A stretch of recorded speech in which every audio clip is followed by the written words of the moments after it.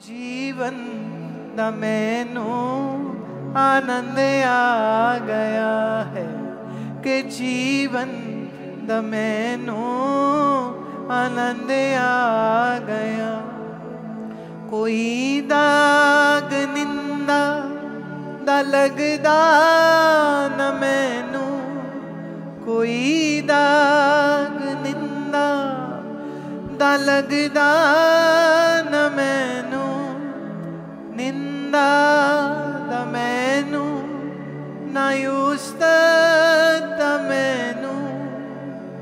ऐसा ललारी ओ रंग ला गया है, ऐसा ललारी ओ रंग ला गया है।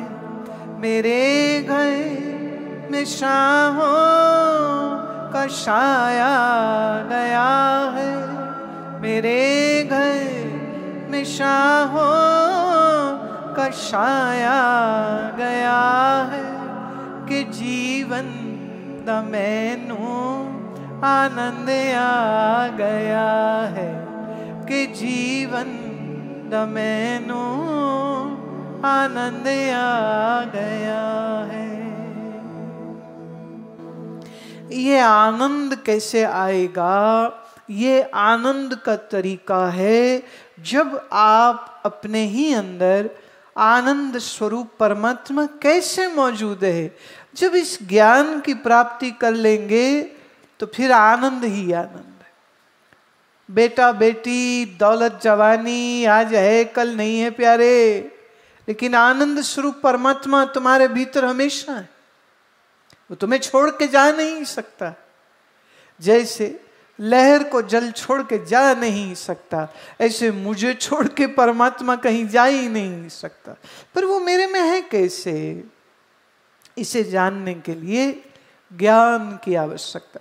मैं फिर से ये श्लोक दोहराती हूं, अगर आप चाहें तो मैं दो दो शब्द बोलूंगी, आप मेरे पीछे बोलना। तद विद्धि प्रणिपातेन परिप्रश्नेन सेव्या उपदेक्षन्ति ते ज्ञानम् ज्ञानिनस्तत्त्वदर्शिनः। ज्ञानियों का संग करिए, भगवान कह रहे हैं ज्ञानियों का संग करिए। ज्ञानियों के संग में सत्संग होगा और ज्ञानियों के संग में आप जानेंगे कि तुम्हारे ही भीतर वो सच्चिदानंद कैसे है। अब देखो, मैंने कहानी पढ़ी थी, मैं आपको कहती हूँ। एक भिखारी जिंदगी भर भीख मांगता रहा, आते जाते लोगों से पैसा रोटी कपड़ा मांगता। वो बेचारा चल नहीं सकता था, एक ही जगह बैठा रहता, भीख मांगता रहा। फिर यूं हुआ कि किसी एक रात वो बेचारा नींद में मर गया। लोगों ने देखा कि अरे बेचारा मर गया है, तो अब ऐसा करते हैं कि इसको यहीं दफना देते। तो वो ले आए सामान, और उसकी जहाँ वो हमेशा रहा सारी जिंदगी, उसने एक छप्परी सी बना रखी थी, उन्होंने छप्पर हटाया, उसकी लाश को किनारे किया, जमीन खोदनी शुरू करी कि उसको दफना दें जमीन के अंदर। और दफनाते दफनाते एक आवाज आई, अरे भाई क्या है? देखा तो नीचे एक संदूक था। उस संदूक बाहर निकाला, खोला तो उसमें सोने की अशर्फियां भरी हुई थी। सब लोग बोले हद हो गई, खजाने के ऊपर बैठ के पागल सारी जिंदगी भीख मांगता रहा, लोगों के फेंके हुए टुकड़े खाता था, जलील होता था। और ये भीख मांगने वाला अगर जानता कि वो तो इतने बड़े खजाने के ऊपर बैठा, अगर जान लेता तो उसकी गरीबी खत्म हो जाती, उसे भीख नहीं मांगनी पड़ती।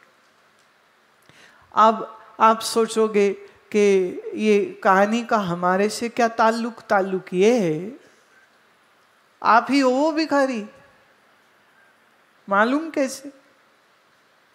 डैडी सुख देवे, मम्मी तू सुख दे दे, डार्लिंग पत्नी जी तुम सुख दे दो, वो कहती मेरा पति मुझे सुख देवे, बच्चे कहते माँ बाप सुख देवे, बहन कहती भाई सुख देवे, है ना। बहन ब्याही हो ना, भाई उसके घर जाए तो उसके मन में होते क्या लेके आया है मेरे लिए, और जब जाता है तो अच्छा क्या दे के जा रहे हो, मेरे भाई मेरे को सुख दे। भाई सोचता है मैं बहन के घर गया तो अभी पुराना जमाना थोड़ी रह के पानी नहीं पीना, तो वो सब ड्रामा, अब तो सब खाते पीते, लोग गया मेरी किसने, मेरे बहन जीजा ने मेरी सेवा नहीं करी। तो बहन भाई से, भाई बहन से, पति पत्नी से पत्नी, पति से माँ बाप, बच्चे से बच्चे, माँ बाप से, सब सुख की भीख मांगते हैं, सुख दे दो, सुख दे दो, हाय सुख दे दो, हाय सुख दे दो। अगर तुम्हें ये मालूम होता कि आनंद स्वरूप तुम्हारे ही भीतर है, अगर तुम उसको ढूंढ लेते तो किसी से सुख की भीख तो नहीं मांगनी पड़ती तुमको। फिर अगर मेरे ही अंदर वह आनंद, कैसे उस आनंद की प्राप्ति हो जाए तो क्या संसार में किसी से सुख मांगने की जरूरत रह जाएगी? ना ना ना, बल्कि तुम तो फिर दूसरों को सुख देने वाले बन जाओगे, क्योंकि इतना आनंद है महाराज ले लो, फिर तो सबको देने वाले तुम बन जाते। अभी तो तुम मांगते हो, पत्नियां रोती हैं, पति पूछता नहीं है, मेरी इज्जत नहीं करता, मुझे प्यार नहीं करता, पति कहता है ये मेरे को मेरी इज्जत नहीं करती, मुझे प्यार नहीं करती है। प्यार प्यार प्यार मांगते फिरते हो, मिलता तो है नहीं। वैसे सोचने की बात, पति के पास होता प्यार तो वो पत्नी से मांगता, और पत्नी के पास प्यार होता तो वो पति से मांगती है। दोनों के ठूठे खाली हैं इनके, समझे? ठूठे खाली हैं, किसी के पास कुछ नहीं है, ठूठे खड़कते रहते हैं, लड़ाई हो जाती है, प्यार नहीं देता, प्यार नहीं देता, प्यार नहीं देता। वो कहते हैं 4 बच्चे दे दी और क्या दे दूं तेरे को, प्यार नहीं देता, इज्जत नहीं करता। बोले इज्जत क्या, जिस दिन आई थी ब्याही तेरी मुंह दिखाई हुई, तुझे इतना सगुन सगार्थ मिला, सास ने दिया, मेरी माँ ने दिया, मेरे बाप ने, सब ने इतना कुछ दिया, क्यों रोती रहती है फिर? पर तो मैंने देखा है लोगों के मन से ना ये स्यापा जाता नहीं, हाय मुझे कोई प्यार ही नहीं करता, हाय मेरी कोई इज्जत ही नहीं करता। अब सोच के देखो, अगर ज्ञान प्राप्ति की होती, ज्ञान से मेरे ही भीतर आनंद स्वरूप परमात्मा कैसे ये समझा होता, ज्ञान से आनंद की प्राप्ति हो जाती तो तुम किसी से सुख की कामना नहीं करते, बल्कि तुम दूसरों को भी आनंद देने वाले बन जाते, क्योंकि तुम आनंद में लबालब भरे हो। संसार का सुख न थोड़ी देर का होता है। आपने शरबत की बोतल खोली, शरबत घोला, पिया, बड़ा मजा आया, इतने में कोई और मेहमान आ गए, कहते जी इनको भी शरबत दो। पत्नी कहती नहीं वो तो शरबत की बोतल ही खत्म हो गई, अब मैं कहाँ से बनाऊं, बाहर बाजार बंद हो गया। चलो कोई नहीं, अगली बार आप आओगे ना, हम फिर पिलाएंगे आपको, बड़ा बढ़िया शरबत है। जो मेहमान है ना वो भी गुस्सा खा जाता है, ला भाई अपने ही गिलास दे देते, नवा ना सही वही दे देते, दिया ही नहीं हमको, हमारी इज्जत ही नहीं हुई। समझ नहीं लगती तुम लोग सारा समय इज्जत कौन सी तुम्हारी गुम हुई पड़ी जो ढूंढते रहते हो। इज्जत नहीं हुई, इज्जत नहीं हुई, इज्जत नहीं हुई है, सारा समय इज्जत ढूंढते रहते हो। संसार का सुख शरबत की बोतल जैसा है, खत्म हो जाता है। आनंद स्वरूप परमात्मा का आनंद सागर, सागर जैसा है, कभी खत्म नहीं होता। और ये आनंद का सागर किसके पास है? ये महात्माओं के पास होता है, ये ऋषियों के पास होता है, ये सद्गुरु के पास होता है। इसलिए जब भी सद्गुरु के द्वार जाओ तुम्हारी झोली में आनंद भर जाता है। जब भी सत्संग श्रवण करो मन में आनंद हो जाता है। पर ये आनंद का खजाना आपके ही भीतर मौजूद है, लेकिन उस खजाने को आप प्राप्त कैसे करें, उसके लिए छोटे छोटे स्टेप्स थोड़े से तो उठाओ।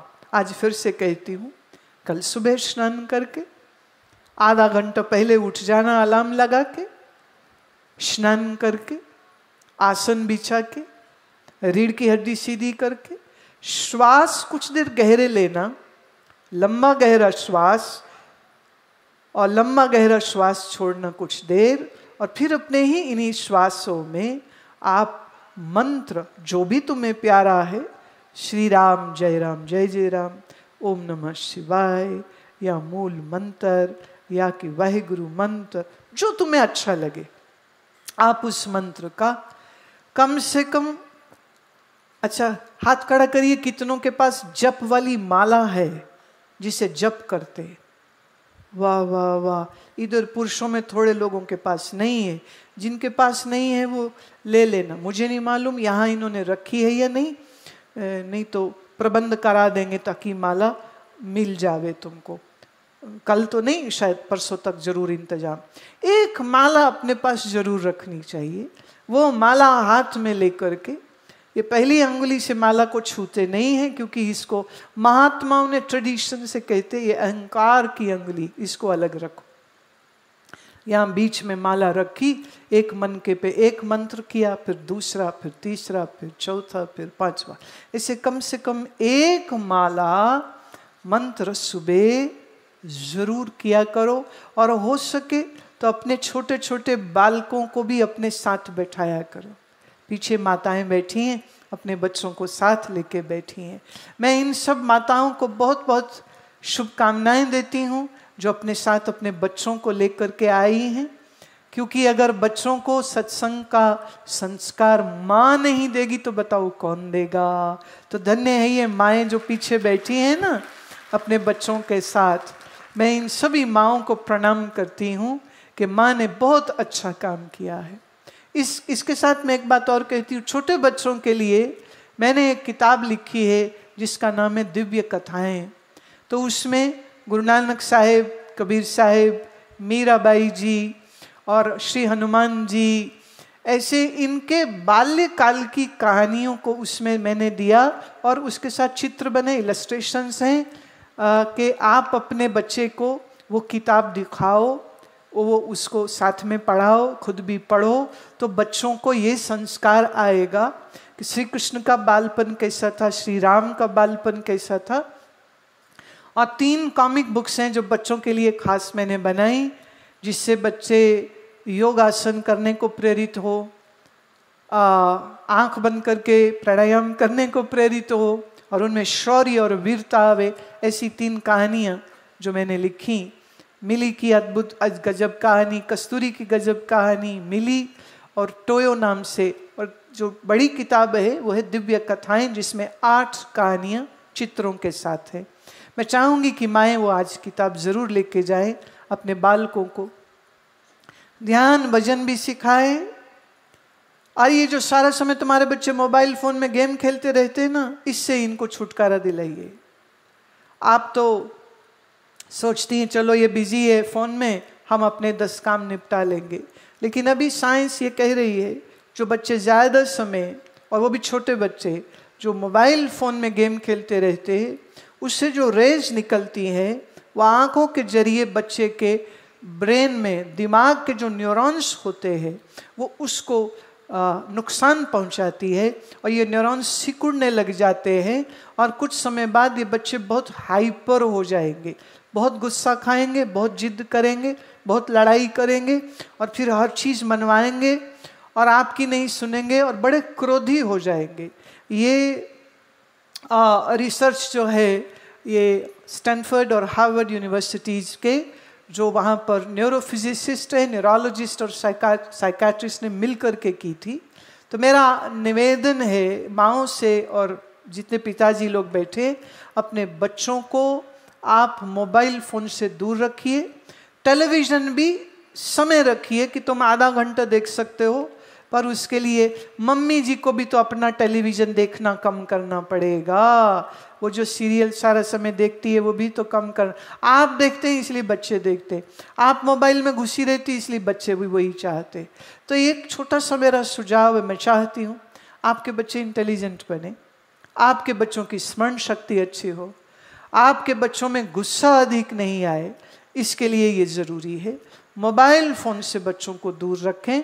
टेलीविज़न आधे घंटे के लिए, वो भी कम से कम 6 फीट दूर बैठ के बच्चा देखे और सीधे बैठ के देखे, लेट के नहीं, सोफे पे लेट के नहीं, सीधे बैठ के देखे। जब तक सीधा बैठे टीवी ऑन, अगर बच्चा टेढ़ा मेढ़ा हो जाए वहीं टेलीविजन बंद कर दीजिए। अगर आप डिसिप्लिन नहीं करेंगे तो बच्चों में कैसे आएगा? ये अनुशासन आपको ला के देना होगा। जब ज़्यादा टीवी और मोबाइल नहीं देखेंगे तो उनकी जो दृष्टि है वो अच्छी रहेगी और जल्दी चश्मे नहीं ज़रूरत पड़ेगी, आंखें कमज़ोर नहीं हों। आप चाहते हैं आपके बच्चों के नज़र अच्छी रहे तो भी मोबाइल फ़ोन और टीवी से उनको थोड़ा दूर रखें तो बहुत अच्छा है। आज के लिए हम इतना ही रखते हैं। कल का सत्संग कार्यक्रम ठीक समय पर शुरू हो जाएगा। कल फिर से आपका दर्शन पुनः करेंगे और आप चाहें तो कल अपने प्रश्न मुझे भेज सकते हैं। आपके प्रश्नों के उत्तर भी हम कल देंगे। इतना कह के वाणी को विश्राम। बोलो सच्चिदानंद भगवान की, श्री सद्गुरुदेव भगवान की, बोलो भाई सब संतन की।